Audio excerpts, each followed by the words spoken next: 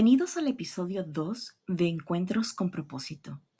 En esta última parte de mi conversación con el doctor Alonso Martínez, él nos explica cómo aborda el tratamiento de la fibromialgia severa, incluyendo el acompañamiento médico, psicológico y el uso del cannabis medicinal. En el caso de las fibromialgias más severas, hay que hacerlo a ver, vamos desde el inicio. El ejercicio es el modificante más importante no farmacológico en fibromialgia en general. Todas las personas con diagnóstico de fibromialgia que llegamos a instituir un protocolo de algún tipo de ejercicio, mejoran mucho más que las que solo tienen el tratamiento farmacológico. Eso es una realidad. Está directamente relacionado con el crecimiento muscular. Esa es una realidad. Ahora, lo que es real también es que el dolor posterior al entrenamiento es casi insoportable para los pacientes con fibromialgia, ¿ya? Eso es una realidad. Entonces, existen guías. Lo importante de esto es que no somos los primeros en encontrarnos con este problema y tenemos una muy buena evidencia y muy sólida de cómo hacer estos protocolos de tratamiento. Lo primero es el acompañamiento del resto de personas que entran en el manejo de una persona con fibromialgia severa, porque somos un equipo. Necesitamos al psicólogo y no es cualquier psicólogo. Con esto voy a hacer enojar a muchos psicólogos, pero el psicoanálisis no nos sirve para nada en fibromialgia. Necesitamos terapia cognitivo-conductual, terapia dialéctica conductual y terapia de aceptación y compromiso. ¿Sí? Esas son las terapias que se han demostrado que mejor nos ayudan en el abordaje de la fibromialgia. Y para empezar a hacer ejercicio en una persona con un largo periodo de tiempo con el diagnóstico y los dolores de fibromialgia, necesitamos disminuir lo que yo me atrevo a llamar una fobia a la actividad física, porque existe. Y de hecho, en esos casos, por la predisposición que existe, podemos generar aumentos de los dolores con la base emocional, porque sí tiene un componente emocional la fibromialgia que es innegable, ¿sí? Y esto no quiere decir que sea una enfermedad psicosomática, ¿no? Existen muchas enfermedades totalmente reales, como la diabetes, por ejemplo, que se ve alterada de forma medible por la parte emocional. Sabemos que las personas diabéticas, si las sometemos a estrés, pueden aumentar de 10 a 20 puntos sus niveles de glucosa. Es algo que sabemos. En las personas con fibromialgia sabemos que si las sometemos a estrés, su umbral del dolor disminuye. Es algo que sabemos totalmente. Por eso es que una de las cosas que yo hago con todos mis pacientes, y es algo que aprendí de mis pacientes mismos, yo manejo muchos pacientes en estados terminales de cáncer. Terapia del dolor es mi profesión en general. Si bien me he enfocado en la investigación de fibromialgia, veo a todos los pacientes de dolor crónico. El objetivo de nosotros, los profesionales de la salud, es ayudarles a nuestros pacientes a cargar con su sufrimiento. Es la realidad. Podemos ser muchos buenos profesionales, son muy fríos. Y yo voy a preferir a un déspota bueno que a un vendehumos empático, ¿sí? Esa es una realidad. Y por eso es que yo critico mucho a ciertas terapias alternativas que son, lo digo sin problema, vendehumos o charlatanes, ¿sí? El sufrimiento es un gran foco de negocio para muchos estafadores. Y entre esos hay algunos que venden factores de transferencia o eh, terapias inmunológicas que no tienen ningún sentido. Existen marcas internacionales que hacen eso y no tienen ningún respaldo científico y son una gastadera de plata. No sirven para nada. Tampoco cosas como los venenos de escorpión y cosas por el estilo no sirven para nada. Eh, entonces, cuando les digo esto a mis pacientes, el objetivo es que dejen esa responsabilidad de su dolor en nosotros. El dolor lo sienten ustedes, pero la responsabilidad de disminuirla es nuestra. Entonces, no carguen con eso. Doctor, estoy sintiendo dolor todavía. Muy bien, vamos a cambiar estas cosas. Vamos a hacer estas cosas y reevaluamos. Entonces, cuando nosotros le pedimos al paciente que incorporemos actividad física, debemos entender que existe un miedo debemos de entender que existe una resistencia, debemos de entender que puede ser que no sea parte de cómo viven su vida. Hay personas que viven en sedentarismo desde que son niños y que incorporar actividad física no solamente es el problema del dolor de la fibromialgia, sino el problema de cómo evidencian la actividad física. El ser humano no está hecho para estar físicamente tranquilo. Debemos movernos y aprender a manejar ese estrés. Y desde el punto de vista científico, los músculos no son solamente órganos de movimiento y de sostén, son órganos endocrinos. Nos ayudan a generar y a metabolizar varias neurohormonas y hormonas en general, que son muy importantes en la percepción y modulación del dolor. Esa es una realidad innegable. Entonces, lo importante es que nos apoyemos en todas estas personas que son parte del equipo en salud, el psicólogo, para que nos ayude a modificar la percepción del paciente frente a su propio dolor, frente al miedo que pueden tener de hacer actividad física, el terapeuta físico que les indica qué tipos de ejercicios pueden hacer inicialmente. Los estiramientos son excelentes. El yoga es y el pilates son dos de los sistemas de ejercicio que mejor van en la fibromialgia. Entonces existen protocolos. Normalmente lo que hago yo con mis pacientes, dependiendo de la edad y de la presentación de la fibromialgia, es iniciar con ejercicios acuáticos, no necesariamente natación, hacer ejercicios muy leves de movilidad, de extender un poco más la movilidad de lo que puede hacer fuera del agua, dentro del agua. Nos sirve mucho esa tolerancia al frío, la estimulación que nos da el sonido del agua, el olor, el hecho de que todos los sentidos están siendo estimulados cuando estamos en el agua. Luego podrían ser cosas como la natación, porque la natación es muy exigente muscularmente. Entonces, luego pueden haber cosas como la natación. El ejercicio con pesas. Cuando llegamos a un nivel de tolerancia a ciertos ejercicios, al manejo del peso propio, a podernos colgar, esa es una de las cosas que más me indican a mí que puedo pasar a otro nivel de ejercicio, que mi paciente con fibromialgia que tiene un dolor severo pueda permanecer colgado por su propio peso al menos 10 segundos. Si es que logramos eso, sé que vamos a pasar a otro nivel de ejercicio. Claro, hay que saber cuándo iniciarlo. No podemos iniciar actividad física en crisis de dolor. Los brotes de dolor deben ser manejados de forma aguda y debemos tener un protocolo para el manejo farmacológico de base y el de las crisis. Son dos diferentes que el paciente debe saber cómo manejar de forma autónoma. Debemos educar a nuestros pacientes para que sepan cómo manejar de forma autónoma, porque primero, no es justo que tengan que pagar por una consulta cada vez que tengan que hacer un ajuste en su propia medicación. Deben saber cómo regularla. Al menos en cannabis llegamos a un punto en el que el paciente sabe cómo autorregular y obviamente hay cosas que solamente pueden ser modificadas por el médico, ¿sí? Pero es muy importante que el paciente sepa qué utilizar en los diferentes episodios que puede tener de su propio dolor. Entonces es muy importante educarlo. En cannabis medicinal, por ejemplo, es bastante riesgoso porque tenemos mucha intrusión profesional. Los growers o los bud tenders piensan tener la capacidad de poder prescribir solo porque es cannabis y es uno de los fármacos más complejos de entender a nivel de farmacología.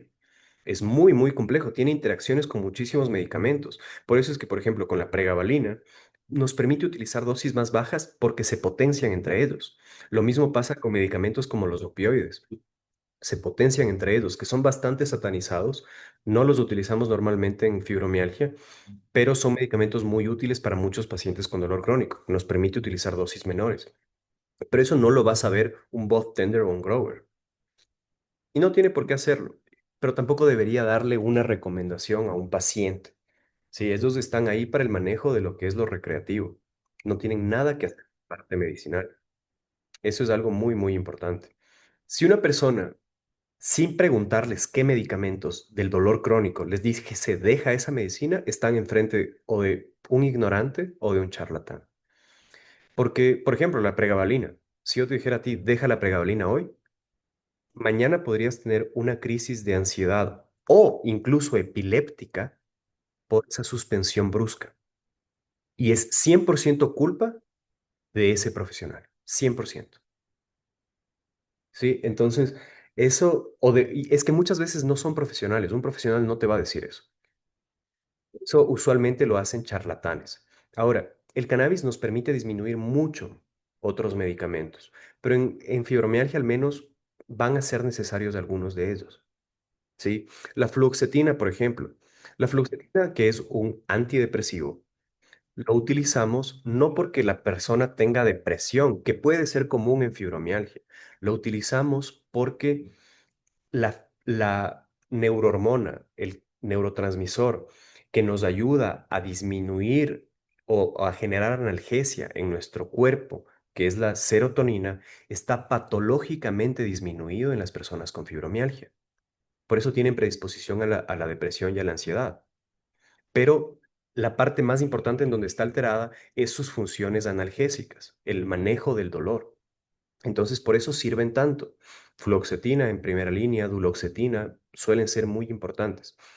En mi experiencia, sí hemos tenido pacientes a los cuales hemos podido manejar solamente con cannabis, pero han sido aquellos a los cuales el cambio de estilo de vida ha sido más fácil de instituir, justamente el tema de actividad física. Y te contaba de la experiencia de esta paciente que yo tengo, que es alpinista, que ella tuvo su diagnóstico de fibromialgia después de su primer embarazo y ella perdió uno de los grandes amores de su vida, que era escalar montañas. No podía ni siquiera caminar. De hecho, cuando llegó a mí me dijo, tengo mucho dolor, pero lo que más me afecta es que cuando llevo al colegio a mis hijos, esto pasó con su, se- sí, fue con su segundo embarazo.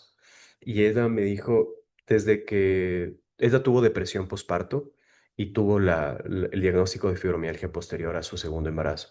Ella me decía, lo que más me duele es que antes iba a la escuela con mi hijo y me inventaba historias en el trajín, es muy cerca, entonces íbamos caminando y ahora ya no puedo. No me puedo concentrar o no tengo la imaginación que tenía antes para eso. Y no puedo salir a caminar. Ella me decía, eso es lo que quisiera volver a tener. Y los médicos no podemos prometer, pero podemos decir, existen posibilidades. Podemos dar un poco más de esperanza, que puede ser muy dolorosa. La esperanza falsa puede ser muy dolorosa, por ejemplo, cuando te ofrecen tratamientos curativos. Daña muchísimo a nuestros pacientes porque sienten que es culpa de ellos que no haya funcionado y es lo que suelen hacer homeópatas. No funcionó porque tú no hiciste lo que te decía, que no es real. La homeopatía no funciona porque no existe fármaco en lo que ellos dan. Es absurdamente diluido. Entonces, con esta paciente empezamos muy gradualmente. Primero, a eliminar fármacos que no le servían. Ella estaba siendo tratada con tramadol, que es un opioide que no sirve para nada. No sirve para nada. Son terribles. Entonces, tenía dolores muy altos, muy, muy, muy severos. Había puntos en los que tenía que ser bañada en su cama por su esposa y por cosas por el estilo. Entonces, en este caso, ella, pudimos disminuir el dolor utilizando medicación más agresiva, dosis elevadas de cannabinoides y utilizar otro opioide que nos ayudó a disminuir y incorporar a la pregabalina y a otros fármacos en su tratamiento. Disminuimos la inflamación que había porque también había tenido problemas musculares aparte de la fibromialgia y ella tenía también lesiones en rodillas por sus antecedentes de ser alpinista.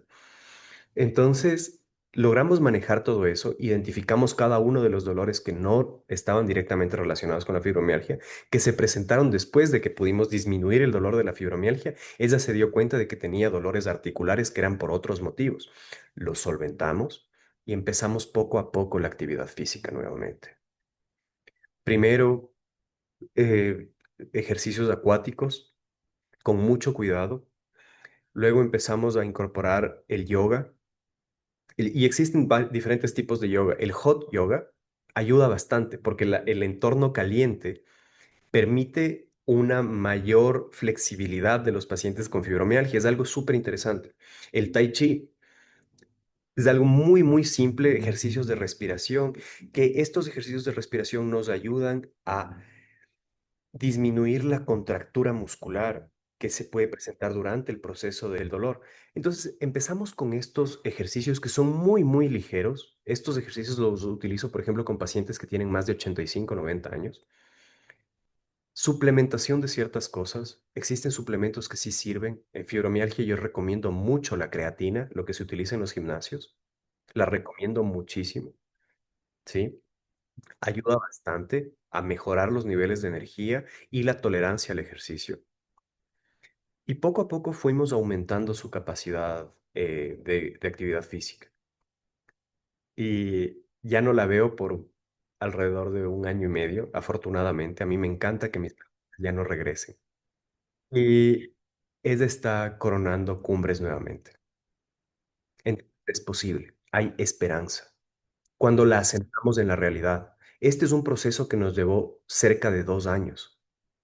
Cambios de medicamentos, de cambios de terapia física, de conversaciones con el psicólogo, de ajustes de medicación psiquiátrica.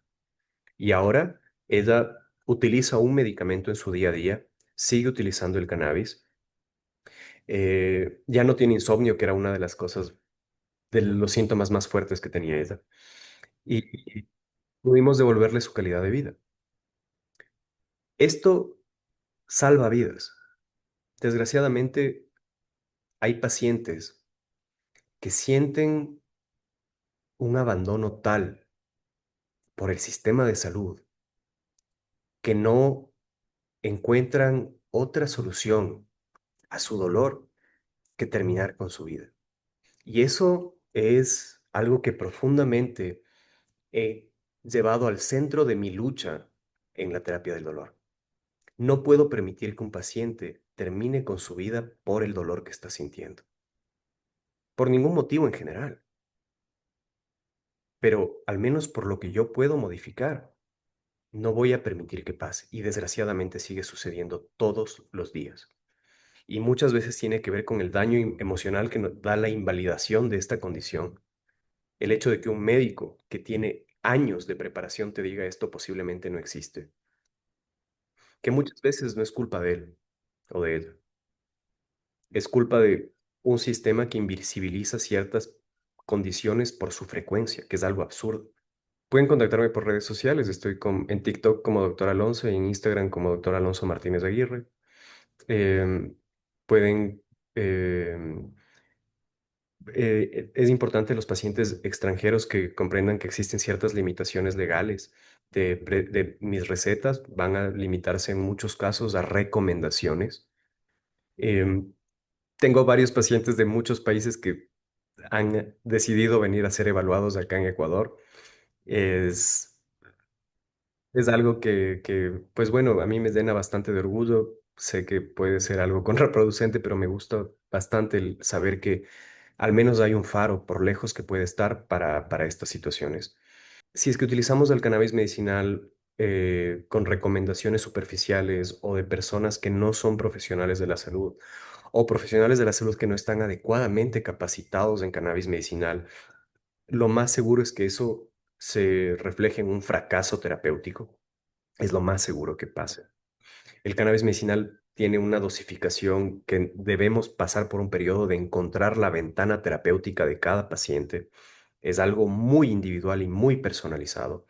Entonces, es importante que sean evaluados por médicos que tienen esa formación.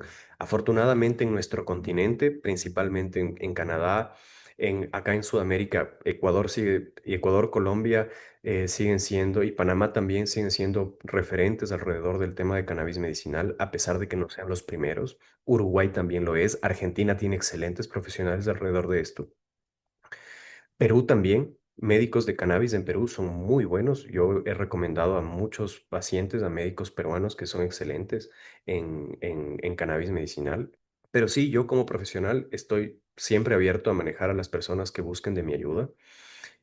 Si puedo darles un mensaje, es el dolor de la fibromialgia es real, el cansancio es real, la niebla mental es real y no es culpa tuya. Esto le digo a todos los pacientes que nos estén escuchando. esto no es un juego de culpables. No es por algo que hiciste o una situación en forma de castigo. Nadie tiene que aceptar vivir con dolor. Y la solución puede que no sea 100% efectiva, pero la vida puede mejorar. Y la vida merece ser vivida. Muchas veces la historia del dolor de una persona va a representar el alivio de otra. Así que compartirlo es importante. Por eso es que estos espacios son tan necesarios. Yo te agradezco, Mónica, por darle una luz a esta enfermedad. La fibromialgia no define nuestros diagnósticos, no nos definen como personas, pero definitivamente entenderlos y aprender a manejarlos nos va a devolver partes de nuestros pacientes, partes de ti. Y esto le digo a todos los pacientes que tienen dolor crónico, que creían perdidas. En algunos casos puedes llegarse a reencontrar con esas situaciones que en muchos casos hemos considerado que ya nos ha robado por completo nuestro diagnóstico. Sí, hay situaciones que no podemos cambiar. Esa es una realidad. Lo veo con mis pacientes, por ejemplo, los que tienen amputaciones, que sienten dolor de su miembro amputado, el dolor del miembro fantasma. Hay situaciones que no podemos cambiar, ¿ya? Pero hay otras muchas que sí. Y definitivamente nuestra forma de afrontar eso puede ser cambiada. Quiero terminar este episodio expresando mi agradecimiento más profundo al doctor Alonso Martínez. Su trabajo, su compromiso y la forma tan humana en la que acompaña a sus pacientes son un verdadero rayo de esperanza para quienes vivimos con fibromialgia severa. El dolor crónico no es una lucha que se enfrenta una sola vez.